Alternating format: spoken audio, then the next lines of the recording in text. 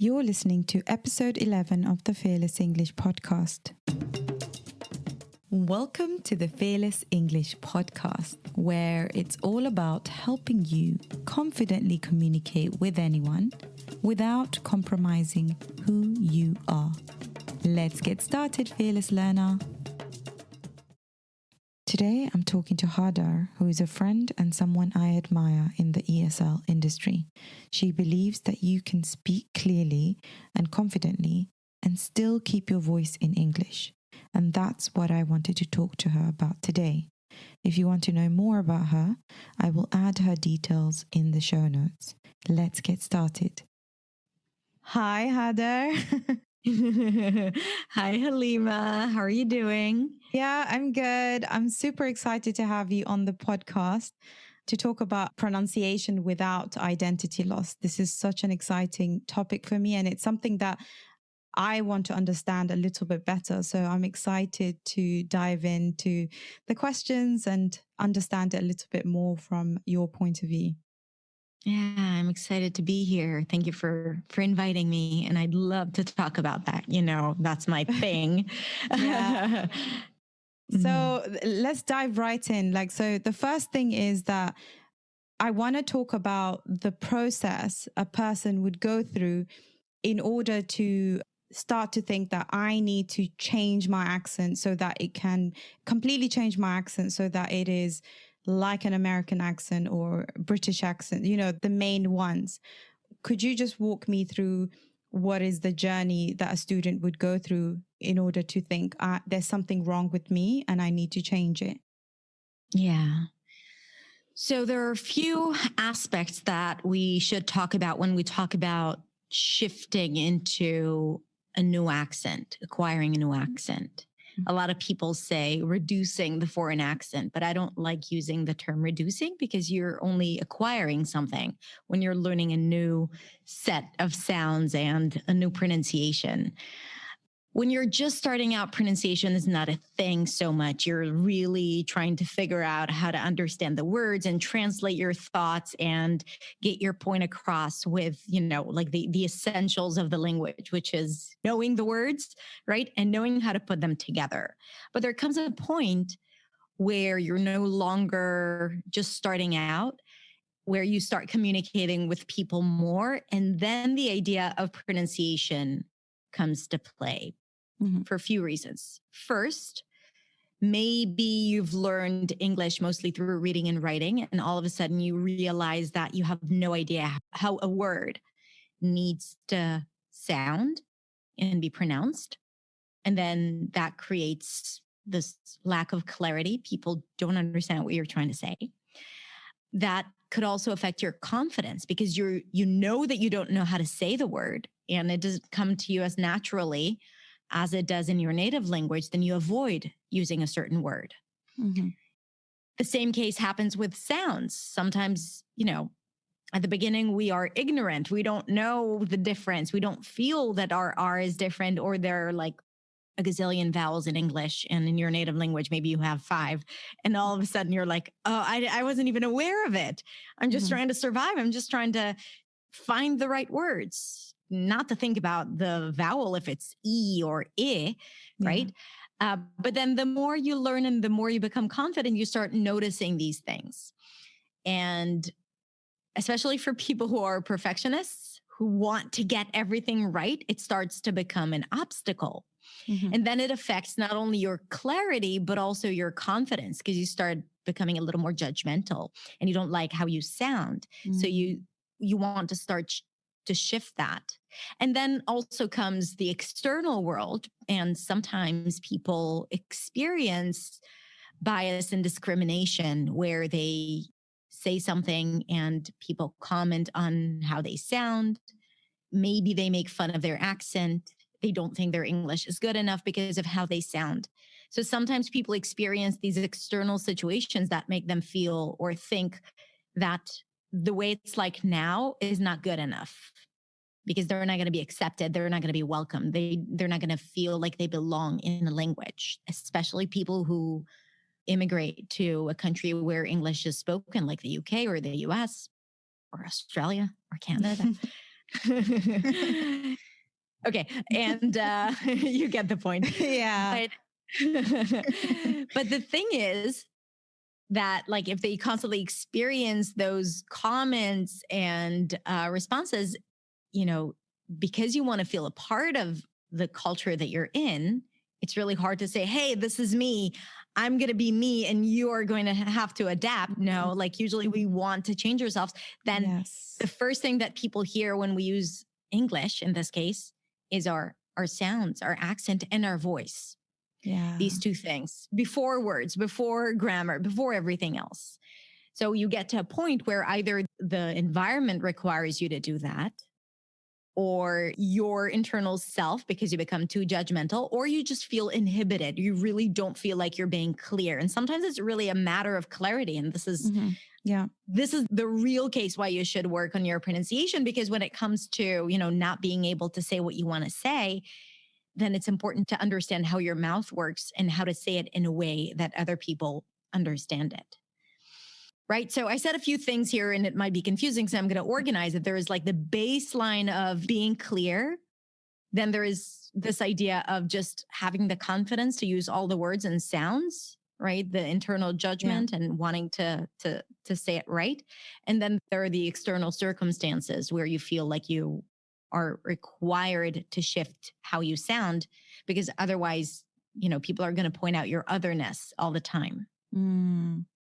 Yeah, you did like mention quite a few things but the thing that like that came out to me was the very first thing is like you said that pronunciation is something that you think is acquired rather than something you lack. You know what I mean? So you already like have certain sounds in your own language. So that's why each and every country, language has its own, let's say, sounds. Like I always imagine it like each person has a bag of sounds, and that bag is just missing certain sounds that maybe is not there. Like in Arabic, P isn't available in the Arabic language. So what tends to happen is it's more difficult because you just haven't acquired that specific sound. So that's why like I really dislike it when I hear like almost like fixing. Like I don't like that term.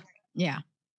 It's more like you're acquiring a new skill, a new way to say something, rather than, oh, there's something missing about you and you need to change that, or like, let's get on trying to make it amend what is broken or fix what's broken. Yeah. 100%. And this is why I think that the language we use, especially the language that is used in the industry when it comes to pronunciation teaching, is so incredibly important. And what you're saying now is the point of, you know, when you constantly tell students that they need to reduce their accent, that they need to sound like a native, that they need to change their voice to sound more American or more, you know, Brit, then the main thing it projects, or the message it sends, is that the way you are now is just not good enough.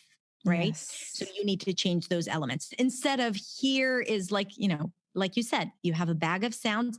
Let me add some more sounds to that bag so it's richer. So you have the freedom to use whatever sounds you want.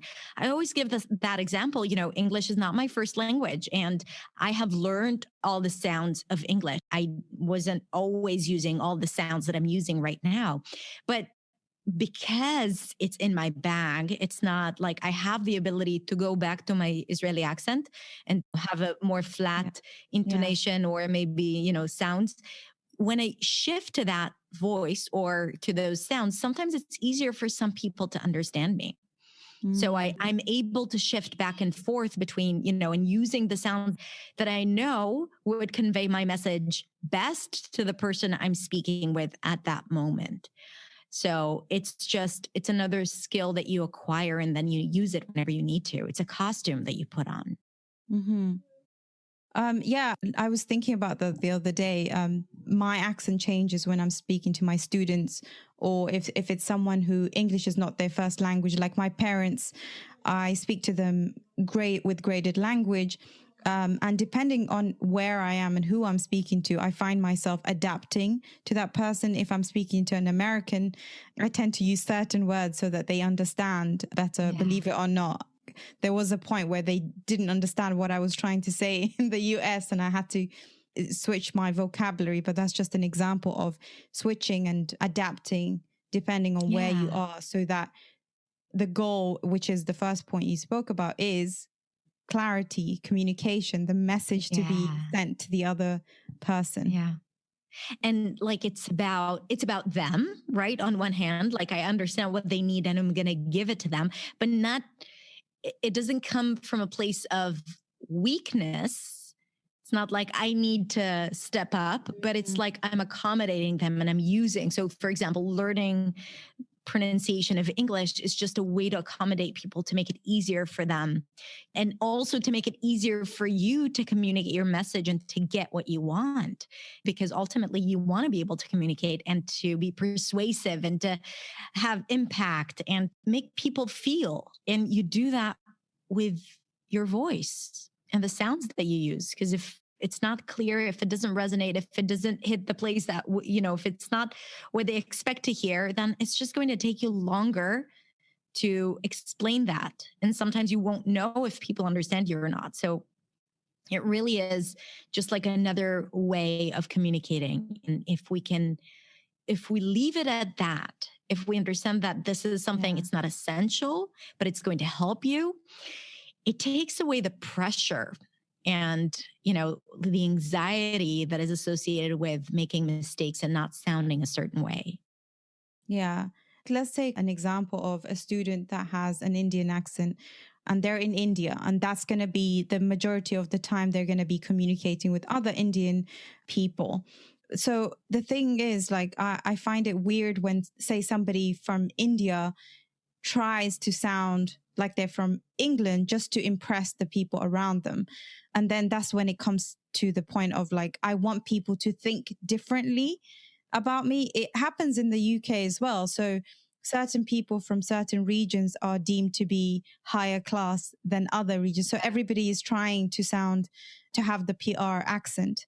So in terms of, like, when someone has that pressure, what happens to a person when someone completely, say, rejects their accent because for some reason they think that the accent is not good enough for that position or the role, or just any other reason? What happens mentally to that person? Could you explain that to us a little bit? Well, I'm going to talk about the imposter syndrome, which is the feeling that we are not good enough, and the inability to acknowledge or even see our achievements. Like, we're constantly thinking that whatever we've achieved in life it's not real achievements, and people are going to discover the real self, like the fact that we're a fraud. And that's even more the case when you speak a second language, because you don't feel like it, you don't have that authentic connection to the language. And then when you use a different accent, when you use it externally, like, I think this is how I need to sound, without doing the entire process of making the sounds your own and making sure that your voice is still connected to yourself and that it is your voice and it's the most optimal voice, and you're not just trying to project and sound like something that your idea of how you should sound if you lived here or if you were born here or there, right? So sometimes we do that externally. We don't feel authentic. We feel artificial. And then when people point it out, it's like they're hitting us in the, like, our softest spot or our most painful spot. They're saying you're a fake. And if I'm already thinking that about myself, then it's just confirmation to all the bad and negative things that I'm thinking about myself. So from that place, to succeed and to thrive and to feel confident and to speak up and to share your thoughts with the world, that becomes really, really difficult, right? So you're constantly trying to live up to this image that you've created for yourself, and it creates this feeling of this insufficient feeling and this feeling like, you keep disappointing yourself. And that is not a place where you want to be, And it's not just about English, but English it's the language that you use, especially if you live, for those people, if they live in the UK, they use it constantly. And if they get that reflection all the time, then it really affects your self-worth and your self-esteem and self-confidence and all the self things in the world, because it's about you. It's just about you. So the shift here should not be external, but internal. So first of all, you have to be in peace with who you are and how you sound with your native accent. You got to learn how to love that. I think that's the first step. It's the first step ever. Like, I think before 100%. You even take a course or start even doing anything, I think working on loving where you are at that moment I think that's so important, because you could end up just thinking, you know what, I'm okay where I am. Because I think I heard it somewhere else, is with anything that you want to improve, you have to accept where you are at that moment in time in order to, improve in the right way and actually continue improving and getting better at whatever it is that you want to do. Okay, so go ahead. Accept, and I would also say appreciate, right? Appreciate the journey that has led you to where you are today. You are speaking a second language. Like, let's just acknowledge that and appreciate that, because that's not, you can't take that for granted. A lot of people don't speak a second language, and you are, so that's already amazing. And then if we want to add up to that, great. But your starting point is already enough. I love that. So I want to move on to the last part, which is, how can someone begin to learn to improve how they sound, or like you said, add, without compromising their identity? So what are some of the tips? Like, what is the first few things they can start doing? I think you've covered the first one, which is like accepting where you are and who you are first. So that could be the first tip. Is there anything else? So, yes, absolutely. So then you start the journey of understanding what your pronunciation needs are. Now, it's really easy to fall into the YouTube rabbit hole and watch all the pronunciation lessons out there and discover all the beautiful sounds of American English and intonation patterns and everything, and try to consume all of that and learn all of that and just apply everything. And it's impossible.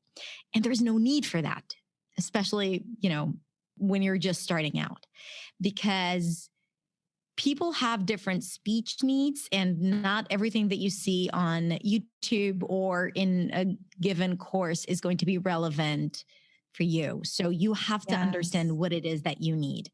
So I'm going to do two things. One, I'm going to suggest how to identify your speech needs.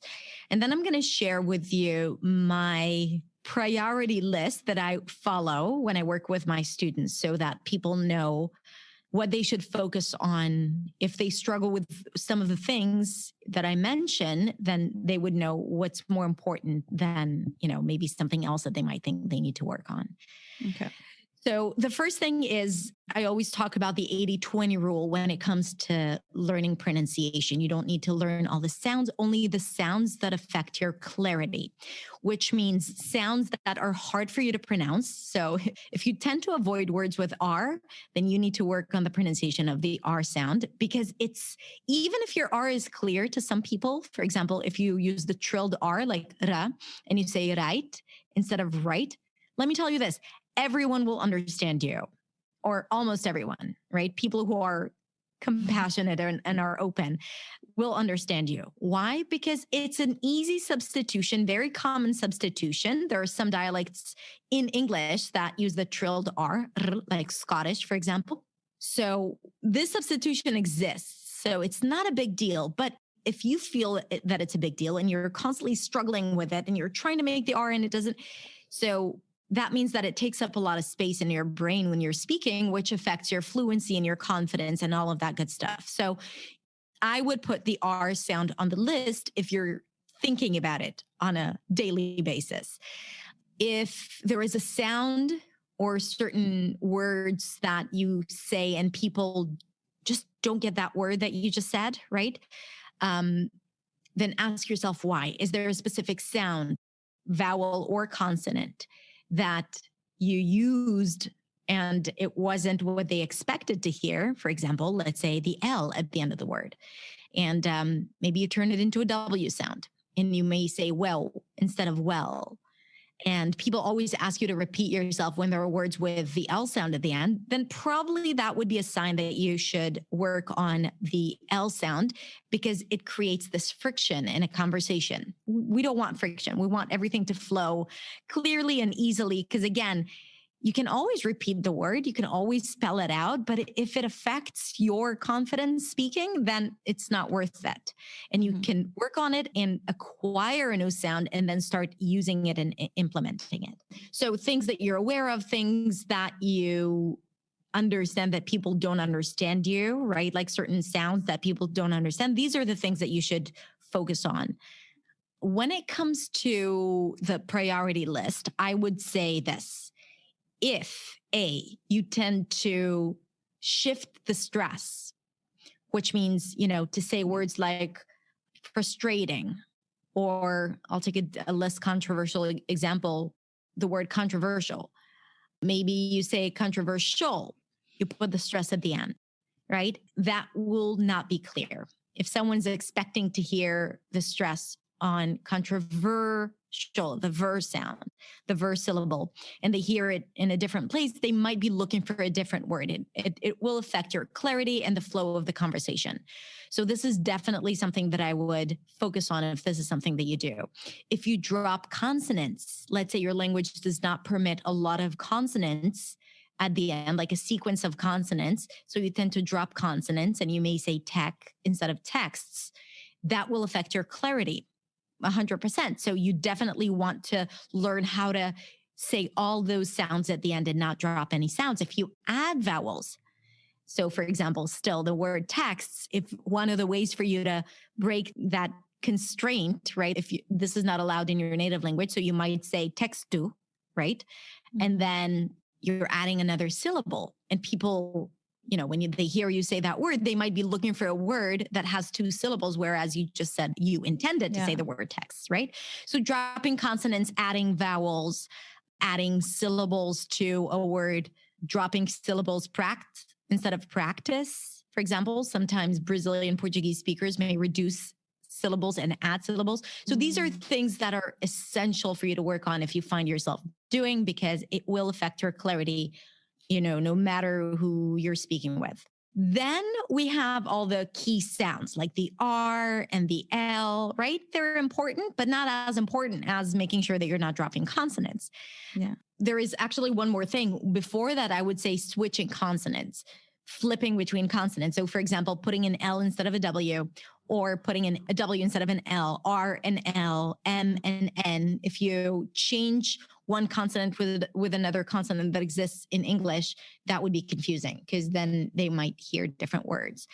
And then comes all the, pronunciation of the R, pronunciation of the L, the TH, not that critical, right? Because if you say they instead of they, usually people understand that. But because people are concerned about the sound, sometimes, yes, we say, okay, put it on your list, put it on your medium priority list, let's say. And then after that, the vowels like sheep, ship, bed, bad. And after that, all the nuances.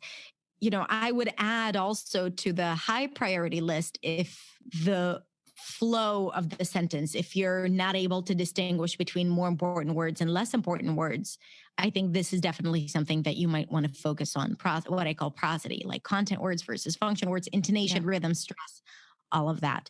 That could also be very useful for some speakers. Amazing. We just got a mini course on pronunciation there.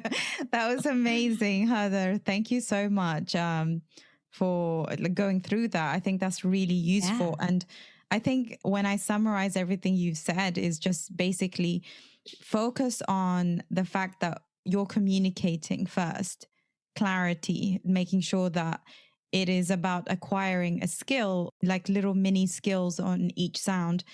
And I remember learning that the number one reason people misunderstand English as a second language learners is actually pronunciation. That comes Mm, number one, like over even grammar and vocabulary. So, yeah. because it does literally change what it is that you're saying. So the person on the other side can't guess what you want to say because you've completely changed the word Yeah. or, the sound that you're trying to make. So I really loved all those points. And I hope that students take away at least like one thing from here is like, first is the journey of acceptance. And I think that's an important part. It is something that I had to actually go through because when I came to the UK, I didn't really accept where I was from. Like you said, like as soon as you said it, I understood what you meant because when you come to a new place, you immediately almost want to copy paste yourself into the new society Yeah. that you deem to be the better society or the Yeah. more advanced or whatever it is for you. Yeah. So look out for the fact that, you are not trying to kind of like focus on a certain identity because you deem it to be better than your own. I think that's where it starts, acceptance. And it is a long journey. It is something that you have to keep working on because for years, I remember trying to avoid to, even when someone says, hey, where are you from? I just kind of try to not answer that question.